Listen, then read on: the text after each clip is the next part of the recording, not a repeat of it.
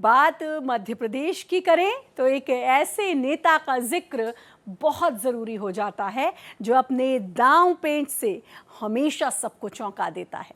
हम बात कर रहे हैं किसी और की नहीं बल्कि दिग्विजय सिंह की, जिन्होंने अभी ऐलान किया कि वो उज्जैन से लेकर अयोध्या तक की पदयात्रा करेंगे और महाकाल मंदिर से लेकर अयोध्या के राम मंदिर में चंदा चोरी और चढ़ावा चोरी का मुद्दा उठाएंगे।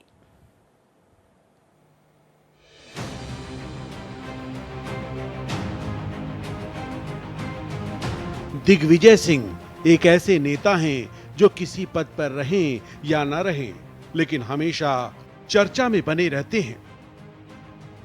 राजनीति के हर दांव पेच में माहिर पूर्व मुख्यमंत्री दिग्विजय सिंह अपनी चालों से हमेशा विरोधियों को चक्कर में डालते रहते हैं।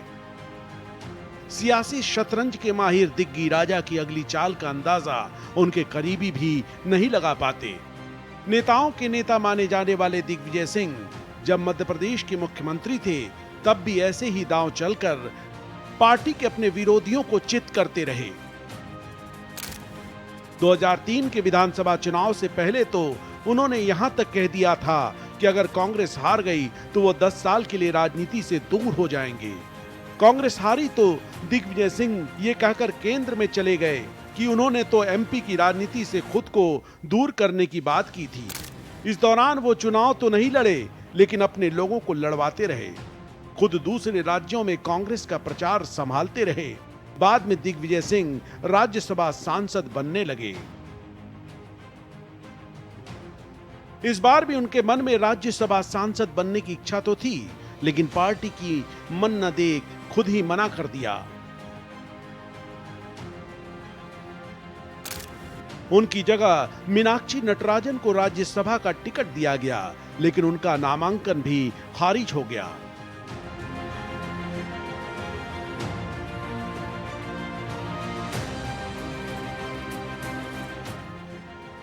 मीनाक्षी नटराजन का नामांकन खारिज कराने के मामले में भी कुछ उंगलियां दिग्विजय सिंह की तरफ भी उठी, लेकिन दिग्विजय इस सबसे बेपरवाह बयानों में व्यस्त रहे और छात्रों के बीच प्रदर्शन में भी शामिल हुए। अपनी अहमियत दिखाना भूल जाएं तो वह कैसे दिग्गी राजा। जब जीतू पटवारी ने मुख्यमंत्री मोहन यादव पर आरोप लगाया कि उन्होंने 500 करोड़ की जमीन 1 रुपए में एक ट्रस्ट को दे दी, तो अगले ही दिन दिग्विजय सिंह जीतू के दावे को गलत बताकर ऐसा दांव चला कि कांग्रेस में सन्नाटा छा गया। कांग्रेस में उनके विरोधी सक्रिय हो पाते उसके पहले ही दिग्विजय सिंह ने अपने घर के बाहर चंदा चोरों की एंट्री बैन का पोस्टर लगा दिया और फिर छा गए। अयोध्या में राम मंदिर में चढ़ावा चोरी का आरोप तो तमाम विरोधी दल लगा ही रहे हैं, लेकिन दिग्विजय सिंह ने उज्जैन के महाकाल मंदिर में भी दान और चंदा चोरी का आरोप लगाकर सनसनी फैला दी।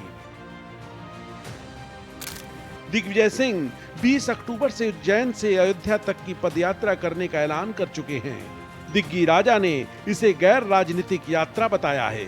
उन्होंने इसके लिए अपने को सियासत से एकदम दूर करने का भी ऐलान कर दिया था। अपने सोशल मीडिया अकाउंट और अपना मोबाइल भी अपने ऑफिस को सौंप दिया था। दिग्विजय सिंह ने ऐलान किया था कि अब नए लोगों को आगे आना चाहिए और वे केवल धर्म और आस्था से जुड़े मुद्दों पर काम करेंगे। लेकिन तभी आया दतिया उपचुनाव तो दिग्गी राजा पुराने सियासी रंग में ही दिखे और जमकर चुनाव प्रचार करते दिखे। यही नहीं, उनके बेटे जयवर्धन सिंह भी दतिया में कांग्रेस के प्रचार में लगे रहे। जीतू पटवारी भले ही प्रदेश अध्यक्ष हों, लेकिन दतिया में जीत का श्रेय दिग्विजय ही ले उड़े हैं, जिन्होंने प्रत्याशी चयन से लेकर चुनावी रणनीति में अहम भूमिका निभाई है। अब देखना है कि उज्जैन से अयोध्या तक की पदयात्रा के जरिए दिग्गी राजा कौन सा गुल खिलाते हैं। Bureau report, Bharat express.